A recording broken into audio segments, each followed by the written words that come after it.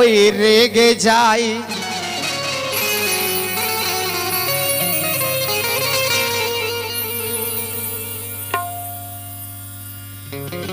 তখন ফেরেশতা বলছে কে তোমার সাথে সম্পর্ক আমার কি করে হতে পারে, আর চাচা বলে দিলে তুমি আমার মর্যাদা ছোট করে।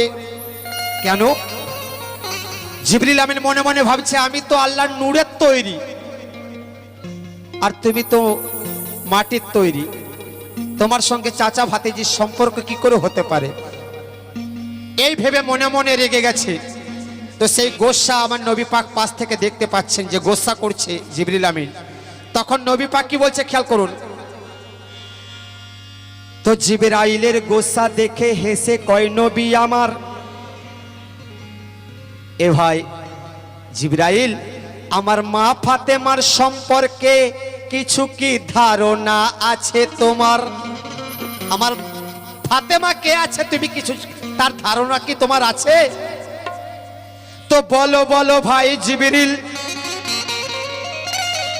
গোসা চিন্তা কেন করো, আর সত্যি করে বলো বয়সে তুমি না আমি বড়। জিবরিল আমিনকে নবী পাক জিজ্ঞেস করছে ভাই একটা সত্য কথা বলো, বয়সে তুমি বড় হবে না আমি বড় হব।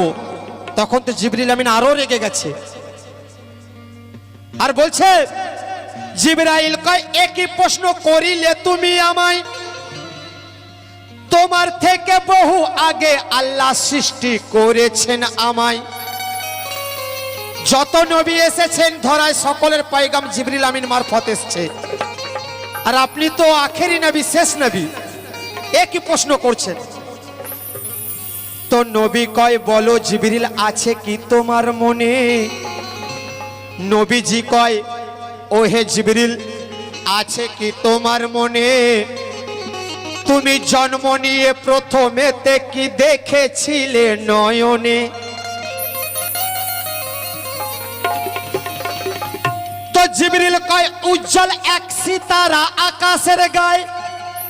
জিবরিল কয় উজ্জ্বল এক সিতারা আকাশের গায়, জ্বলে থাকতে দেখেছিলাম সত্যি বলি গো তোমায়। একটি সিতারাকে আমি জ্বলে থাকতে দেখেছি আকাশের গায়ে। কেমন করে জ্বলতো না ৭০,০০০ বছর ধরে জ্বলে সে ওই থাকিত, আবার ৭০,০০০ বছর ধরে ডুবে সে ওই থাকিত। ৭০,০০০ বছর জ্বলে থাকার পর একবার ডুবতো, ডুবে ৭০,০০০ বছর ডুবে থাকতো থেকে আবার একবার উঠতো। তো এই রকম ৭২,০০০ বার উঠতে তাকে দেখেছি, আরো ৭২,০০০ বার ডুবতে তাকে দেখেছি। এইবারেতে বলো হুজুর মনে মনে চিন্তা করে কে এখন আমার বয়সটা গো কত ওই হতে পারে? এই কথা নবী পাক যখন শুনলেন একটু হাসলেন, মৃদু হাসলেন। তো মুচকি হেসে নবীজি কয়, মুচকি হেসে নবীজি কয় শোনো ভাই জিবরিল তুমি, মুচকি হেসে নবীজি কয় শোনো ভাই জিবরিল তুমি, আর আকাশের সেই উজ্জ্বল সিতারাটাই যে ছিলাম আমি।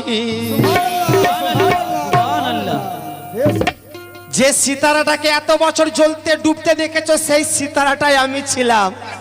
তাহলে তুমি এবার হিসাব করে দেখো কে বয়সে বড়।